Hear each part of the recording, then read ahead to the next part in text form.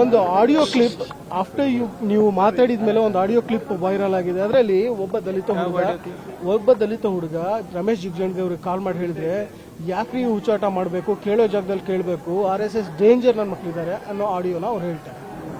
ಇಲ್ಲ, ಅದು ಈಗ ಯಾರೋ ನನಗೆ ತೋರಿಸಿದ್ರು ನೋಡಿ.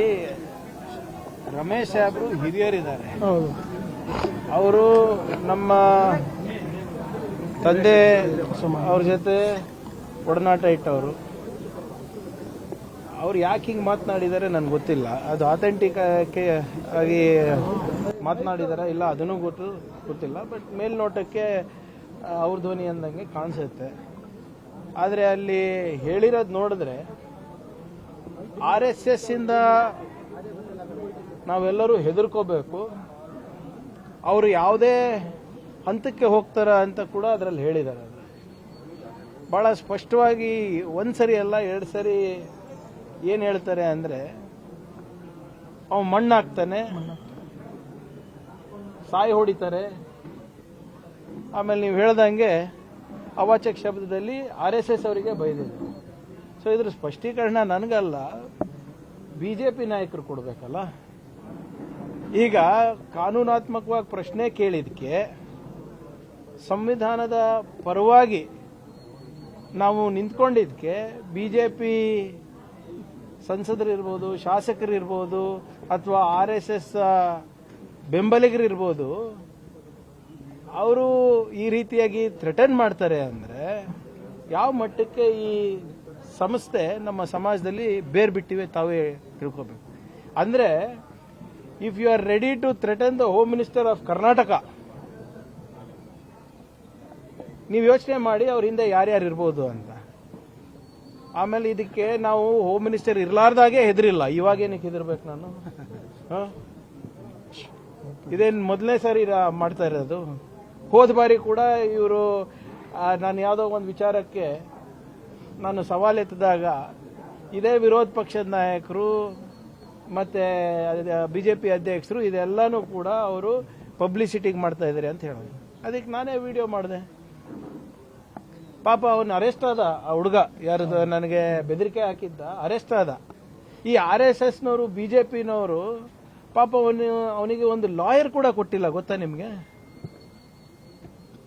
ಆ ಬೆದರಿಕೆ ಹಾಕಿದವನು ಅವರ ತಾಯಿ ನನಗೆ ಫೋನ್ ಮಾಡಿ ಹಿಂಗೆ ಆಗ್ತಾ ಇದೆ ಸರ್ ಬಿಟ್ಬಿಡಿ ಅಂದಮೇಲೆ ನಾನು ಸುಮ್ಮನಾದೆ. ನಾನು ಇಲ್ಲರೆ I would have taken it to logical end. ಒಂದು ತಾಯಿಯ ಕಣ್ಣೀರಿನ ಕತೆ ಕೇಳ್ಬಿಟ್ಟು ನಾನು ಅವನಿಗೆ ಸುಮ್ಮನೆ ಬಿಟ್ಟೆ. ಇಲ್ಲರೆ I would have legally I would have pursued the matter. ಆದರೆ ಯಾರಿವತ್ತು BJP ಪರವಾಗಿ ನಿಲ್ತಾ ಇದ್ದಾರೆ, RSS ಪರವಾಗಿ ನಿಲ್ತಾ ಇದ್ದಾರೆ, ಅವ್ರು ಯಾವಾಗ ಜೈಲಿಗೆ ಹೋಗ್ತಾರೆ ಇವರು ಕೈ ಬಿಡ್ತಾ ಇದ್ದಾರೆ. ಒಂದು ಲಾಯರ್ ಕೂಡ ಕೊಟ್ಟಿಲ್ಲ, ಅಥವಾ ಹೋಗಿ ನೀನು ಹೆಂಗಿದ್ಯಾಪ್ಪ ಯಾಕೆ ಹಿಂಗೆ ಮಾಡಿದ್ಯಾ ಅಂತಾನು ಕೇಳಿಲ್ಲ ಯಾರು. ಇದೇನು ಹೊಸದಲ್ಲ, ನನಗಿರ್ಬೋದು, ಖರ್ಗೆ ಸಾಹೇಬ್ರಿಗಿರ್ಬೋದು ಬರ್ತಾನೆ ಇದೆ ಅಲ್ಲ. ನಾವು ಯಾವುದಕ್ಕೂ ಇದಕ್ಕೆ ಯಾರು ಅಂಜೋರಲ್ಲ ನಾವು. ಯಾರು ಹೇಳಿದ್ದು ಲಾಸ್ಟ್ ಅಂತ? ನಾನು ಮೊನ್ನೆಯಿಂದನೂ ನಿನ್ನೆನೂ ನಮ್ಮ ಮಾಧ್ಯಮ ಸ್ನೇಹಿತರಿದೆ ಕೇಳಿದೆ. ಕೊಟ್ಟು ಈಗ 1 ವಾರ ಆಗಿದೆ ಸರ್. 100 ವರ್ಷದ ಇತಿಹಾಸದ ದೇಶಭಕ್ತರಿದ್ದಾರೆ ಇವರೆಲ್ಲರೂ. ಎಲ್ಲೋ ಇಟ್ಟಿರ್ತಾರೆ, ನಾಗ್ಪುರ್ನಲ್ಲೇ ಇಟ್ಟಿರ್ತಾರೋ, ಕೇಶವ ಕೃಪಾನಲ್ಲಿ ಇಟ್ಟಿರ್ತಾರೋ, ಯಾವುದೋ ಸರ್ಸಂಚಾಲಕ ಮನೆಯಲ್ಲಿ ಇಟ್ಟಿರ್ತಾರೋ, ತರ್ತಾರಲ್ಲ ಇವತ್ತಿಲ್ಲ ನಾಳೆ ದಾಖಲೆಗಳು ತರ್ತಾರೆ. ಯಾಕೆ ಅಷ್ಟಾತ? ಸ್ವಲ್ಪ ಟೈಮ್ ಕೊಡಿ, ಇಲ್ಲ ಅಂದ್ರೆ ಸೃಷ್ಟಿ ಮಾಡಿಸ್ಬೇಕಲ್ಲ. ಕಾನೂನಿದೆ ಅಲ್ರಿ, ಕೊಡ್ಲೇ ಇಲ್ಲ ಅಂದ್ರೆ ನಿಮಗೊಂದು ಕಾನೂನು ನಮಗೊಂದು ಕಾನೂನಾ, ಅವ್ರಿಗೊಂದು ಕಾನೂನಾ? ಈಗ ಇದ್ದಿದ್ರೆ ಇಷ್ಟೊತ್ತಿಗೆ ನನ್ನ ಮುಖಕ್ಕೆ ಬಿಸಾಕ್ತಾ ಇರ್ಲಿಲ್ವೇನ್ರಿ? ಎಷ್ಟು ದಿನ ಟೈಮ್ ಅಂತ ಕೊಡ್ತೀರಾ ಸರ್ ನೀವೇನಾದ್ರು? ನಾನು ಯಾರು ಇದೆ ಹೋಮ್ ಮಿನಿಸ್ಟರ್ ಅಲ್ವಾ? ನನ್ನ ಕೆಲಸ ಏನು? ತಾಳ್ಮೆಯಿಂದ ಇರೋದು. Attacking is not the first thing that is police. Restraint ಇರಬೇಕು, ತಾಳ್ಮೆ ಇರಬೇಕು, ಕಾನೂನಾತ್ಮಕವಾಗೇ ಮಾಡಬೇಕು. ಆ ಚೌಕಟ್ಟನ್ನ ನಾನು ಮೀರಕ್ಕಾಗಲ್ಲ, ಅವರು ಮೀರಕ್ಕಾಗಲ್ಲ, ನಾನು ಅವರಿಗೆ ಮೀರಕ್ಕೂ ಬಿಡೋದಿಲ್ಲ. ಬರ್ಲಿ, ಈಗ ಇಷ್ಟು 100 ವರ್ಷ ಕಾದಿದ್ದೀರಂತೆ ಒಂದು ಡಾಕ್ಯುಮೆಂಟ್ಗೆ, ಇನ್ನ ಒಂದು ತಿಂಗಳ ಕಾಯಕ್ಕೆ ಏನಪ್ಪ ನಿಮ್ಗೆ? ರಿಜಿಸ್ಟ್ರೇಷನ್ ಅನ್ನೋದು ಫೈನಲ್ ಅಂತ ಹೇಳಿ. ರಿಜಿಸ್ಟ್ರೇಷನ್ ಅಲ್ಲ, I want to know who they are. ಈಗ ಮೊನ್ನೆ ನೀವೇ ಕೇಳಿದ್ರಿ ನನಗೆ, ಪ್ರಿಯಾಂಕರ್ಗೆ RSS ಬಗ್ಗೆ ಯಾಕೆ ಕೇಳ್ತಾ ಇದ್ದಾನೆ, ಸುಮ್ಮನಿರೋದು ಬಿಟ್ಟು ಗೃಹ ಸಚಿವರು ಕೆಲಸ ಮಾಡಬಾರ್ದು ಅವರು ಅಂತ.